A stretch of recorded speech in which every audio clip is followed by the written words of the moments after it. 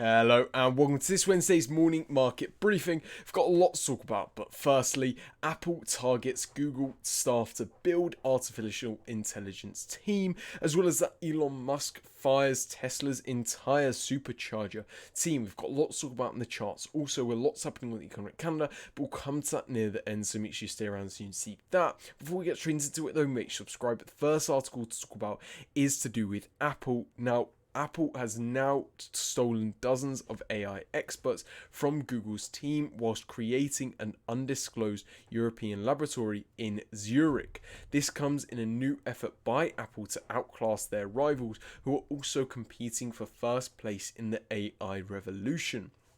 And this is certainly not the first time that we've spoken about either Apple or Google, as both of those companies have, of course, had a great impact on not only the tech industry and the tech market, but of course now into the AI industry, the very much fastest growing industry seemingly at the moment across the world. And of course, this is most certainly not the first time we've also spoken about the AI revolution, with the AI revolution seemingly being kicked off really within the mainstream, kind of to do with OpenAI and ChatGPT-1. When that was first released, seemingly that is when this kind of AI craze, AI revolution really began for most people. And it does seem now like most tech companies are either trying to integrate AI into their systems or build the new AI networks, the new AI programs, the new AI chatbots, or whatever that might be, for other companies or for their own company, to really grow and expand to that new level. And as a result of this, ultimately we've seen a new kind of competition kind of emerge within the tech industry, where Google and Apple and Amazon and Microsoft are really all battling it out for the first place position within the AI revolution. Of course, one has to be their own kind of judge of who is winning the revolution, who is winning in that racing competition. But ultimately, of course, as we'll get into this article, Apple seemingly is, kind of lacking and is seemingly behind its competition within the tech industry with regards to artificial intelligence. But here we are seeing Apple trying to fight back, claw back on those losses and really make gains by stealing the staff held at Google currently, which we do, of course, know is a very powerful tech company with a very strong AI network, of course, having so much data just alone from its Chrome Chrome browser, which of course provides a great deal of information and anything needed really for an AI model to really grow and train and develop and learn. So that's the current situation seemingly for Apple. Now, of course, we are looking at new AI models to be released over the coming weeks and coming months. Of course, we've heard that from both Microsoft and Google, I believe. Meta, Microsoft and Meta have both announced that new AI models will be released very, very soon. And of course, this is extremely significant, as ultimately every single AI model has really made leaps and bounds on the last AI model, which was released before that. And of course, we are seeing newer AI technologies which are starting to incorporate stuff to do with facial recognition and other things to do with video and photo prompts. So ultimately, any new moves, any new models are really at the forefront of the news at the moment, as that is really what is driving the tech market. Ultimately, though, what we're seeing here from Apple is them developing a new kind of research facility for AI. We're not hearing anything about models just yet, but ultimately we are hearing now that Apple is trying to really make a stab at this industry, as we know they'll have to. An interesting point to be made, though, on the topic of Apple with regards to their competition is, of course, Apple does hold the ability to incorporate whatever software artificial intelligence model or whatever into their current products which they're already selling, that being their iPhone, or any other Mac product, whether that be the iPad, or any other computer. So ultimately Apple does have that edge, but at the moment we just haven't seen Apple push themselves into this industry in the same way that we've seen Google or Microsoft, which really developed extremely strong and powerful AI teams, which have now been able to develop new and industry leading models, which have really been enabling the growth of this kind of new industry. So that is certainly what Apple is trying to do here. The question will be, of course, whether Apple will get away with trying to steal Google staff, and whether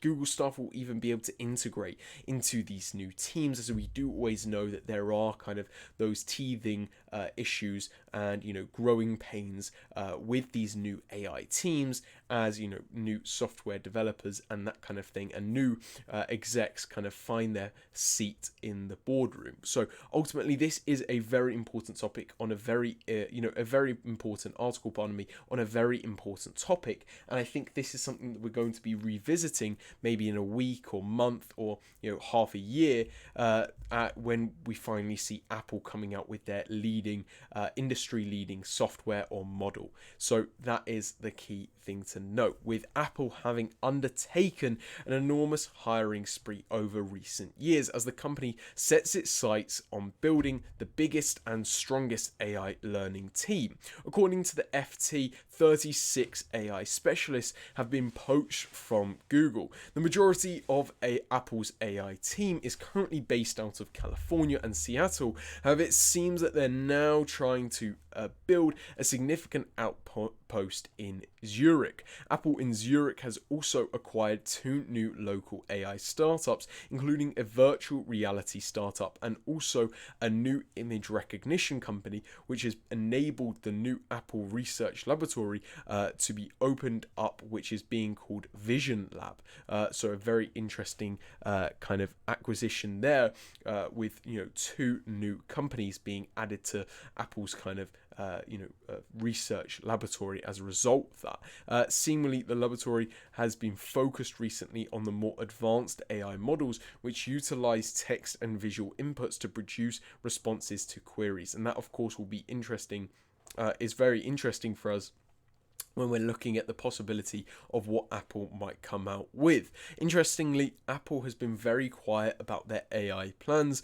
whilst their competition, including Microsoft, Amazon and Google, have made billion-dollar investments. This has also been represented in stock prices, with Apple's shares dropping since the start of 2024. Meanwhile, Apple's rivals' stock prices have soared, of course. So that divergence is, of course, also very interesting. But that's all to talk about in this article, though. A very important one, and something that we're very likely to revisit very, very soon. Next article to talk about, though, is to do with Elon Musk, and this is something that we're now revisiting basically for the 3rd day in a row.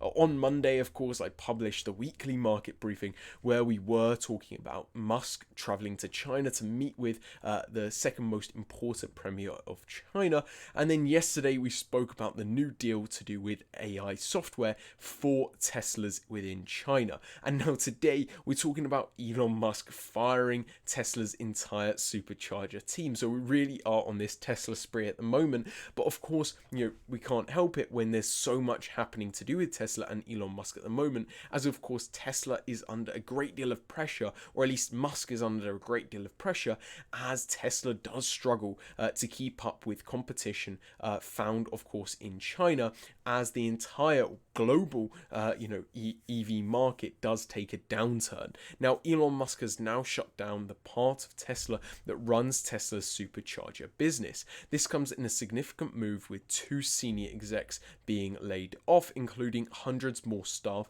within the division also being fired. Now of course, arguably you could say that you expected this when we did talk about Elon Musk, I think a few months ago or a month ago, basically say they were planning to cut a lot of jobs at Tesla, as they were looking to become leaner and more kind of agile within the market, within the industry, as ultimately costs were mounting, and also ultimately sales were declining. So this was kind of Elon Musk's statement to shareholders to why Tesla would be able to fight back, claw back those losses, and grow to their former self. So that is seemingly what Elon Musk said, and now it does seem like that is what we are seeing now play out, with Elon Musk beginning this kind of move by firing Tesla's entire supercharger team. Why this is so significant though is ultimately because Tesla's supercharger team is a very significant part of Tesla's business, and ultimately has enabled Tesla to grow to its dominant self. So ultimately, the question will be why has Elon Musk fired this kind of part of his business specifically, and what will now happen to this very important part of Tesla? As ultimately, as this does say, Tesla has 50,000 sites globally in its charging network. So the questions over, what this kind of part of Tesla's business future may be is of course up in the air, with this seemingly being a part of a continued effort by Tesla to restructure the company after experiencing a deep downturn in sales with regards to the EV market.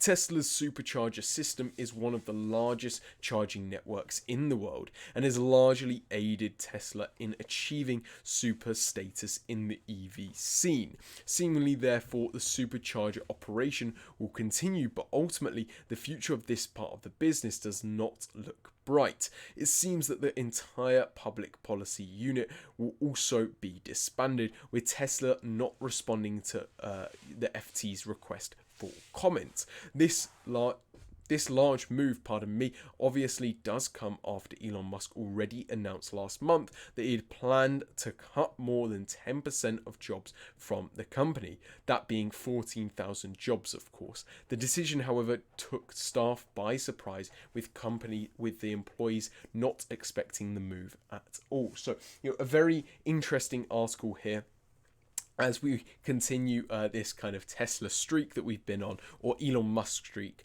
is probably more accurate. But a very important topic nonetheless, and I hope you took a lot from those articles. Next to talk about, though, of course, is the charts, where we do have a great deal happening, or at least a great deal happened yesterday, and we're looking forward to a great deal of moves happening in today's market, as we are receiving a great deal of economic data, or at least some very, very important economic data.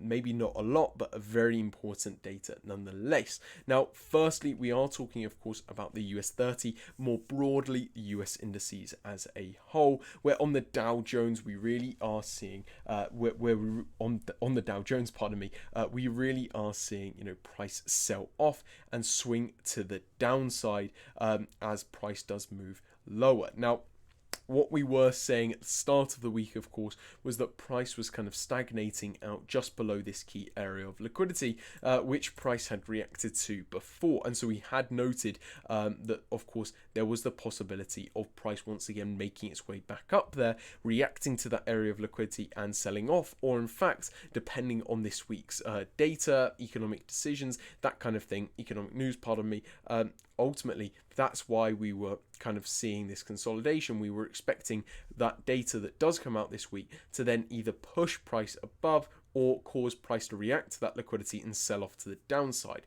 That is not what we have seen, however, and yesterday price did sell off to a very significant extent, with price once again making its way back down to this 6180 Fibonacci retracement level and key liquidity zone, which price has already reacted to and swung to the upside from. That said, whilst price had reacted to that level before, as we've just noted, price wasn't able to reclaim move back to those previous highs and break above those previous highs, and instead price did stagnate and then sell off. So the question will be now, of course, whether this was kind of a move with price proving that it can't move higher, or in fact are we now likely to see price once again bounce off this area of liquidity and then continue a push to the upside. Of course, we'll have to wait and see, but I think today's interest rate decision from the Fed and their press conference, which will come straight after, of course, I think that will have a great influence on the markets, and I think that's really what will be driving the US 30 today. So that's the key thing to look out for, with lots of opportunities to note, of course, on the US 30. Next to talk about, though, of course, is the dollar, which, just like the US 30, will be greatly influenced by today's Fed interest rate decision. So, of course, make sure you're listening out for that. Now, firstly, on the dollar, we have seen price move to the upside and now tap into this key liquidity zone that we had noted previously as an area which, should price then move to the upside, that is an area which price may react to. Now, seemingly, price has, as I'm speaking, wicked into that area, and the body of the candle is still below that area, which would signal to us a great deal of bearish liquidity within that position.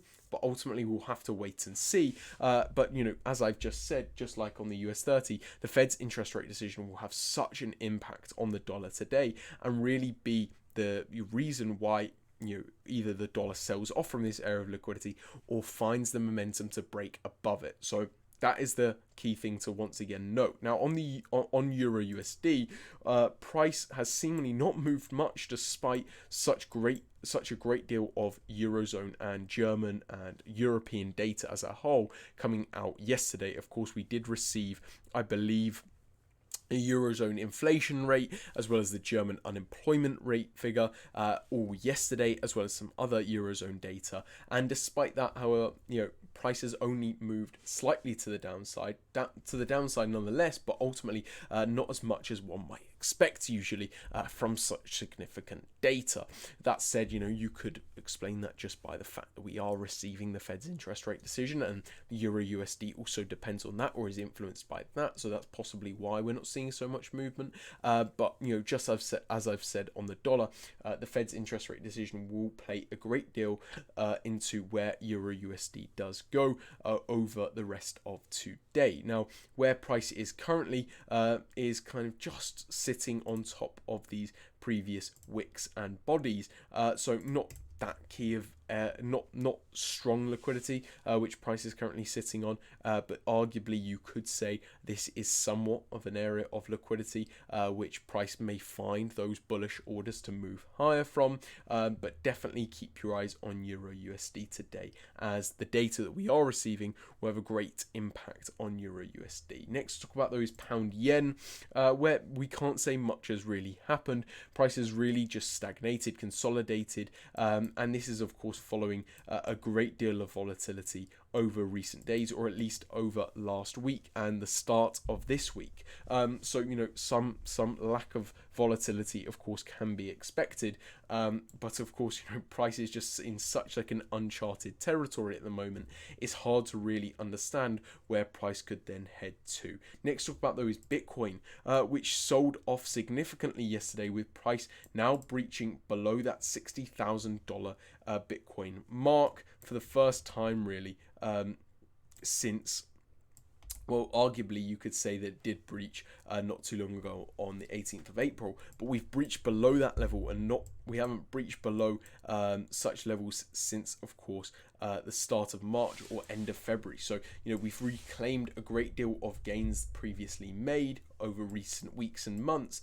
So most certainly, price is in a very interesting situation, and obviously the Fed's interest rate decision today and the news which does come out with regards to that will have a great influence on Bitcoin also, as we really have only seen this large sell-off on Bitcoin ever since the Fed really changed their rhetoric with regards to when interest rate cuts can begin. Next, talk about though is gold, which just like the rest will be influenced by the Fed's interest rate decision today. But interestingly, yesterday price did sell off greatly, with price breaking below this area of liquidity that price was sitting on and breaking below those recent lows made on the 23rd of April, and now price is seemingly making its way down to levels not seen since the start of April, or April the 5th. So gold, just like other assets today, is in a very interesting position, and we are seemingly amidst a kind of retracement on gold, as gold does reclaim some of those gains previously made